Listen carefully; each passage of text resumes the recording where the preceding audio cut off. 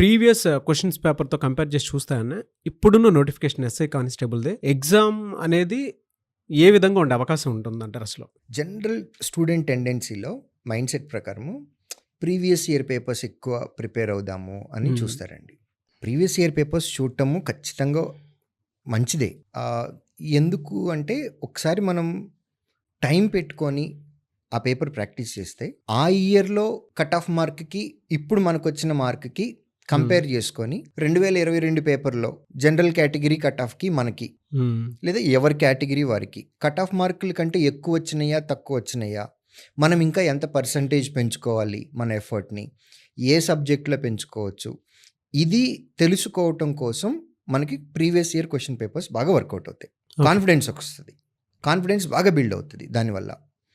But కేవలం previous year questions పేపర్ని మాత్రమే ప్రిపేర్ అయితే మాత్రం చాలా ఇబ్బంది పడతాం. ఎందుకంటే క్వశ్చన్ పేపర్ అనేది మారుతూ ఉంటుందండి, అది సహజం.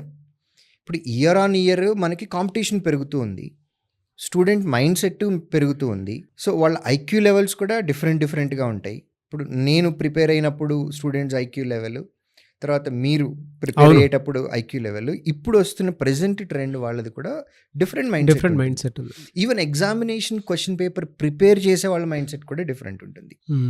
సో క్వశ్చన్ పేపర్లో స్టాండర్డ్ అనేది పెరగటం అనేది సహజం అండి.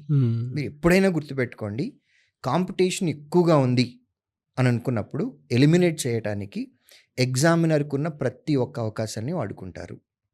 దానిలో డిఫరెంట్ టైప్స్ ఆఫ్ క్వశ్చన్స్ తీసుకొచ్చి స్టూడెంట్ ఎక్స్పెక్ట్ చేయనటువంటి క్వశ్చన్స్ని, అంటే చాలా తక్కువ మంది మాత్రమే ఆ వేలో ఆన్సర్ చేయగలిగేటటువంటి క్వశ్చన్స్ ఏవైతే ఉంటాయో వాటిని ఇంక్లూడ్ చేస్తే కనుక మెజారిటీ ఎలిమినేషన్ అయితే అవుతుంది.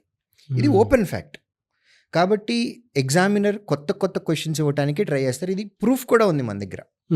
గత పరీక్షల్లో చూసినట్లయితే ఇయర్ ఆన్ ఇయర్ వచ్చే నోటిఫికేషన్స్లో క్వశ్చన్స్ డిఫరెంట్గానే ఉంటున్నాయి. మీకు ఎగ్జాంపుల్స్తో సహా చెప్తాను. రీజనింగ్ తీసుకుందాము. ఇంతకుముందు ట్రెడిషనల్ రీజనింగ్ క్వశ్చన్స్ వచ్చాయండి. అవును.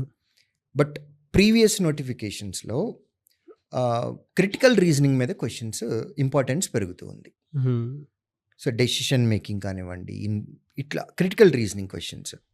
సో రీజనింగ్లో వచ్చేటటువంటి చేంజ్ అది. నెక్స్ట్ పజిల్స్ మీద ఎక్కువ క్వశ్చన్స్ ఇవ్వటము. సో నంబర్ సిరీస్ ట్రెడిషనల్గా వచ్చే questions, input output, odd men out, directions, blood relations, ఇవన్నీ కామన్గానే వస్తాయి. క్లాక్స్ అండ్ క్యాలెండర్స్, ఇవన్నీ జనరల్గానే ఉంటున్నాయి. బట్ అందరూ ఇది ప్రిపేర్ అవుతున్నప్పుడు క్రిటికల్ రీజనింగ్ మీద 5 క్వశ్చన్లు వేస్తాయి.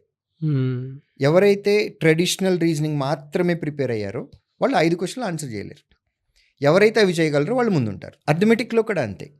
లాస్ట్ టైం తెలంగాణలో కండక్ట్ చేసినటువంటి క్వశ్చన్స్లో క్వశ్చన్ పేపర్ మొత్తంలో ఒక 6 or 7 క్వశ్చన్స్ ఉన్నాయండి. అవి ఫ్యాకల్టీ కూడా కొంచెం సేపు ఆలోచించి చేసేటటువంటి క్వశ్చన్స్. అంటే ఈక్వేషన్ వేసుకుంటూ వెళ్తే ఒక పేజ్ మొత్తం పట్టుద్ది. బట్ అది 5 నిమిషాలు 4 నిమిషాలు కనీసం టైం పడుతుంది. అంత కాదు కదా, మనకు టైం ఉంది. తక్కువ టైంలో చేయాలి అని అంటే షార్ట్ కట్ వెతకటానికి ఫ్యాకల్టీకి చాలా టైం పట్టేటటువంటి క్వశ్చన్స్ అవి. అలా ఒక 6 or 7 క్వశ్చన్స్ ఉన్నాయి. జిఎస్ వచ్చేసేటప్పటికి ఇంతకుముందు 1 word క్వశ్చన్స్, స్ట్రైట్ క్వశ్చన్స్ ఉండేవి. లైక్ చైనా కరెన్సీ ఏంటి అంటే ఇంత సింపుల్గా అయితే కాదు, ఎగ్జాంపుల్ అర్థం కావటం కోసం straight questions, single line. But గత నోటిఫికేషన్స్లో వస్తున్నటువంటి క్వశ్చన్స్ని చూస్తే అనలిటికల్లోకి వెళ్తుంది. స్టేట్మెంట్ బేస్డ్ వస్తున్నాయి, మ్యాచింగ్ ఇస్తున్నారు. అంటే క్వశ్చన్లో జతపరచండి అని అంటారు. దేశాలు, రాజధానులు, ఒక 4 దేశాలు ఇస్తారు, 4 రాజధానులు ఇస్తారు. 1 2 3 4 ABCD, 1B 2A, ఇలా మనం మ్యాచ్ చేసే ఆప్షన్స్లో ఉంటాయి. సో ఇక్కడ ఏంటి అని అంటే ఆ 4 తెలిస్తేనే మీకు ఆన్సర్ వస్తుంది. 4లో కనీసం 3 అన్నా తెలియాలి. 4లో 3 తెలిస్తే మిగిలింది మ్యాచ్ అయిపోయి ఆన్సర్ అయిపోతుంది. సో ఇన్ఫర్మేషన్ అనేది మీకు బాగా గుర్తుండాలి. ఇండైరెక్ట్ క్వశ్చన్స్ వస్తున్నాయి. ఎట్లా అంటే కాంగ్రెస్ గవర్నమెంట్ సంబంధించినటువంటి స్కీమ్ కానిది ఏది, కింద 4 ఆప్షన్లు ఇస్తారు. స్ట్రైట్ క్వశ్చన్ ఏంటి, కింది వాటిలో ఏది కాంగ్రెస్ ప్రభుత్వం ప్రవేశపెట్టినటువంటి పథకం. ఇప్పుడు ఏంటి అని అంటే 4 ఆప్షన్లు ఇచ్చి కింది వాటిల్లో ఏది కాంగ్రెస్ ప్రభుత్వం, అంటే తెలంగాణలో గవర్నమెంట్లో ఉంది కాంగ్రెస్ గవర్నమెంట్ కాబట్టి నేను ఎగ్జాంపుల్ అది చెప్తున్నాను అంతే. ఓకే. సో నేను చెప్పాలనుకున్న పాయింట్ ఏంటంటే ఇండైరెక్ట్ క్వశ్చన్స్ అడుగుతున్నారు, టైం టేకింగ్ క్వశ్చన్స్ అడుగుతున్నారు. కింది వాటిల్లో ఏది ఈ ప్రెజెంట్ గవర్నమెంట్ ప్రవేశపెట్టని పథకం ఏంటి అని అంటే అసలు వీళ్ళు పెట్టిన పథకాలు మొత్తం అన్నీ తెలియాలి మీకు. అవును. అప్పుడే ఈ 4 ప్రెజెంట్ గవర్నమెంట్ స్టార్ట్ చేసిన స్కీమ్స్ మిగిలింది అది కాదు అనేది తెలుస్తుంది. సో ఇలాంటి క్వశ్చన్స్ వస్తున్నాయి, స్టేట్మెంట్ బేస్డ్ వస్తున్నాయి. జనరల్గా ఆప్షన్లో మనం ఒక వర్డ్ కానీ ఒక 2 words కానీ ఎక్స్పెక్ట్ చేస్తాం ఆప్షన్స్లో, ఏబిసిడిలో. బట్ ఆప్షన్స్లోనే ఒక స్టేట్మెంట్ ఉంటుందండి. సో క్వశ్చన్ చదివి మళ్ళీ ఆప్షన్లో కూడా 4 స్టేట్మెంట్ ఉంటే మనకు చదవటానికే ఎక్కువ టైం పడుతుంది. ఇలాంటి క్వశ్చన్స్ అన్నీ కూడా జిఎస్లో వస్తున్నాయి. కాబట్టి కన్ఫ్యూజింగ్గా ఉండేలాగానే క్వశ్చన్స్ అడుగుతారు. ఎందుకంటే ఇట్స్ ఆల్ అబౌట్ ఎలిమినేషన్. మీరు క్వశ్చన్ పేపర్ ఇచ్చిన తర్వాత మీరు ఈ క్వశ్చన్ ఇవ్వకూడదు, మీరు ఎందుకు ఇచ్చారు అనే రైట్ మనకి లేదు.